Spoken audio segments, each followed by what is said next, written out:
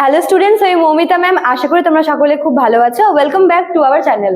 Students, আজকে আমি তোমাদের third semester minor political science থেকে তোমাদের একটি খুবই ইম্পর্টেন্ট টপিক, যেটা হচ্ছে প্রস্তাবনা, যেটাকে বলা হয় প্রিয়াম্বল, এটার উপরে আজকে ক্লাসটি নেব। তো ক্লাসটি শুরু করার আগে বলে রাখি যে আমাদের কিন্তু অনলাইন অ্যাডমিশন শুরু হয়ে গেছে অনেক আগে থেকেই, এবং ক্লাসও কিন্তু শুরু হয়ে গেছে, নোটসও প্রোভাইড করা চলছে। তোমরা যারা আমাদের কাছে অনলাইনে পড়তে চাইছো তারা আমাদের অফিসিয়াল নাম্বারে যোগাযোগ করতে পারো। আমাদের অফিসিয়াল নাম্বার দুটো আছে, একটা হচ্ছে 6295916282, আর একটা হচ্ছে 7076398606। ঠিক আছে, দেখো দেওয়াও আছে এখানে নাম্বার দুটো। তোমাদের অ্যাডমিশন সংক্রান্ত কোনো কোয়ারি থাকলে বা আদার্স কোনো কোয়ারি থাকলে তোমরা আমাদের এই নাম্বারে যোগাযোগ করতে পারো। ঠিক আছে, আমাদের এখান থেকে স্টাফ তোমাদের অবশ্যই মেসেজের বা ফোন কলের রেসপন্স করবে। ঠিক আছে, চলো দেরি না করে শুরু করে দিই আজকের ক্লাসটি। দেখো, প্রস্তাবনা বা প্রিয়াম্বল, যেরকম মনে করো যে এই প্রস্তাবনা মানে কি? প্রস্তাবনাকে বলা হয় কনস্টিটিউশনের মুখবন্ধ। যেরকম একটা বইয়ে, যখন আমরা একটা বই নিয়ে আসি, বইয়ের একদম স্টার্টিং এ থাকে না একটা ভূমিকা, যেখানে ওই বইয়ের মধ্যে কোন কোন বিষয় আলোচনা করা আছে সেটার একটা ডিটেল আমরা পাই, একটা মানে ধারণা আমরা পাই যেটা পড়ে। ঠিক তেমনই এই যে প্রস্তাবনাটা রয়েছে, প্রস্তাবনা বা প্রিয়াম্বল, এখান থেকে আমরা কনস্টিটিউশনে কোন কোন বিষয়গুলি দেওয়া আছে, কোন কোন বিষয় আলোচনা করা আছে, সেগুলোর কিন্তু একটা ধারণা আমরা পেয়ে যাই। ঠিক আছে, কাজেই প্রস্তাবনাটা হচ্ছে কনস্টিটিউশনের মুখবন্ধ বা ভূমিকা বলা যেতে পারে। এবার দেখো, এই যে প্রস্তাবনাটা, এটা আমাদের কনস্টিটিউশনে হচ্ছে অ্যাড হয়েছিল আমেরিকার কনস্টিটিউশন থেকে। আমেরিকা হচ্ছে ফার্স্ট কনস্টিটিউশনে তাদের এই প্রিয়াম্বলটাকে অ্যাড করেছিল, এবং সেখান থেকে ইন্সপায়ার হয়ে ইন্ডিয়ার কনস্টিটিউশনেও কিন্তু এই প্রিয়াম্বলটাকে অ্যাড করা হয়।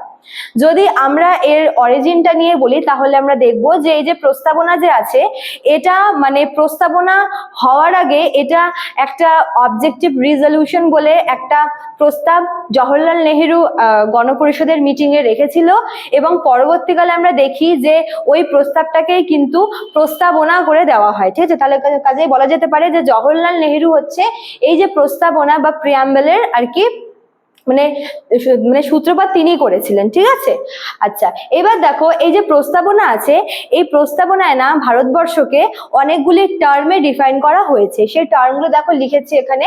একটা হচ্ছে সার্বভৌম।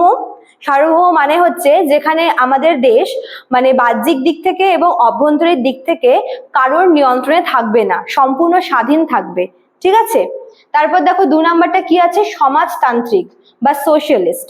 সমাজতান্ত্রিক মানে হচ্ছে যে আমাদের দেশের যে আর কি যা প্রপার্টি রয়েছে, সেগুলো হচ্ছে কোনো নির্দিষ্ট এক শ্রেণীর কুক্ষিগত, মানে কোনো নির্দিষ্ট এক শ্রেণীর হাতে থাকবে না, এটা সবারই। এটা হচ্ছে মানে প্রপার্টি হচ্ছে জনগণের প্রপার্টি। ঠিক আছে, মানে সরকারের সম্পত্তি বলে কিছু থাকবে না, সরকারের মানেই জনগণের, মানে কোনো একজন বা হচ্ছে একাধিক কোনো গোষ্ঠীর হাতে এই সম্পত্তি থাকবে না, তাদের মালিকানা থাকবে না এর উপরে, এটাকেই সমাজতান্ত্রিক বলা হয়।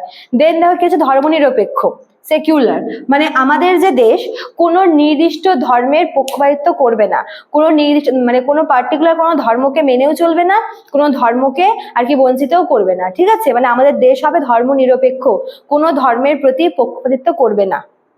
নেক্সট দেখো গণতান্ত্রিক।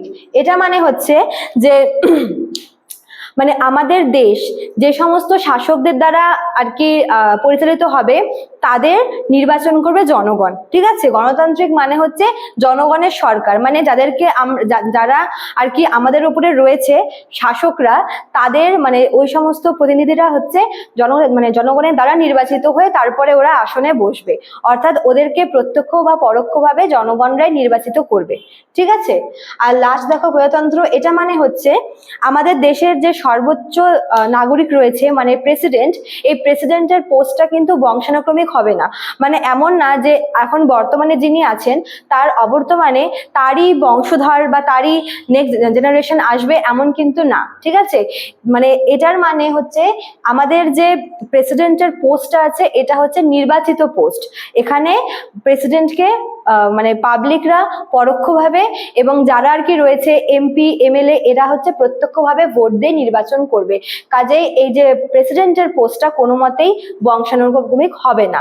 তো এই 5টা টার্মের সার্বভৌম, সমাজতান্ত্রিক, ধর্মনিরপেক্ষ আরো যে আছে এগুলো, এই টার্মগুলোতে মাধ্যমে ভারতবর্ষকে মানে ভারতবর্ষের শাসন ব্যবস্থা কিরকম বা ভারতবর্ষ কেমন রাষ্ট্র সেটা কিন্তু বলা হয়েছে। ঠিক আছে, তো স্টুডেন্টস এটাই হচ্ছে তোমাদের প্রস্তাবনা। এটা তোমাদের 3 মার্কসের আসতে পারে, ওই জন্য কিন্তু খুব সংক্ষিপ্ত করে তোমাদের আমি বলার চেষ্টা করলাম।